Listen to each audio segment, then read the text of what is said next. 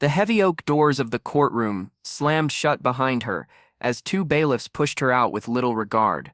Gasps rippled through the crowd inside. She stumbled, catching herself against the cold marble wall, her heart pounding with humiliation.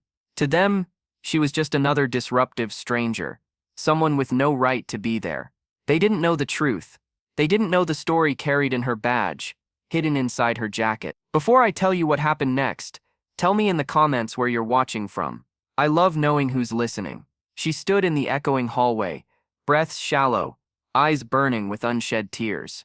Her father was on trial inside, accused of crimes that clawed at his reputation like wolves, tearing flesh.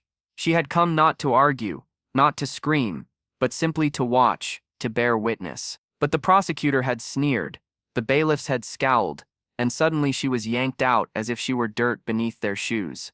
Her badge pressed against her chest, through the lining of her jacket.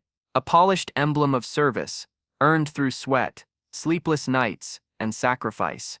But in that moment, it felt like nothing. What good was honor when people saw only weakness?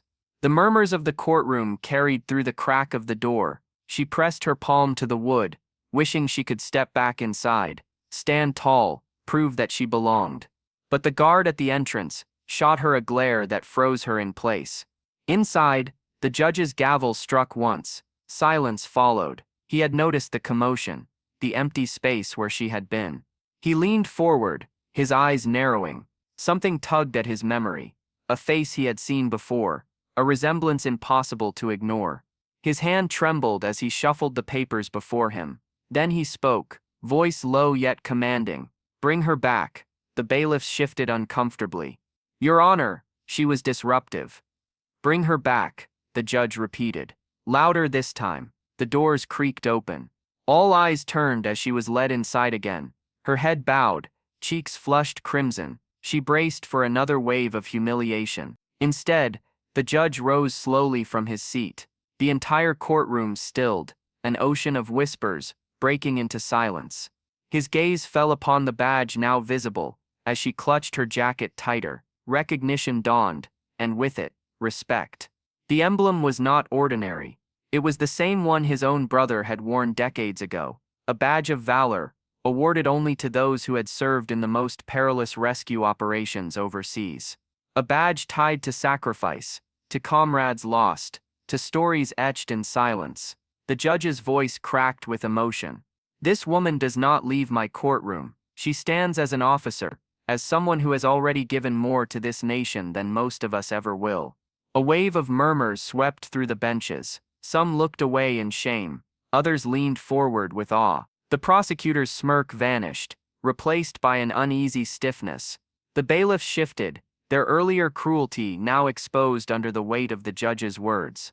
For a heartbeat, she thought she might collapse under the sheer weight of the moment. Then her father turned from the defense table, eyes glistening. Pride, raw and unfiltered, crossed his face.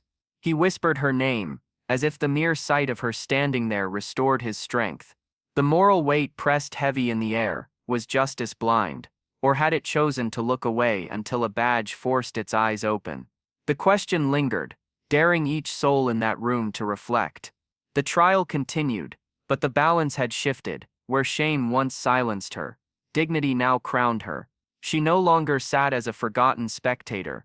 She stood as a reminder that truth, no matter how long hidden, could rise again, because respect isn't given, it's earned. And once earned, it cannot be erased. The gavel struck once more, echoing like thunder. The same doors that had shut her out now stood open, and in that open space, the light of justice seemed just a little brighter. Because kindness doesn't vanish, it waits, and it finds its way back. The girl who was thrown out walked back in, and this time, no one dared stop her.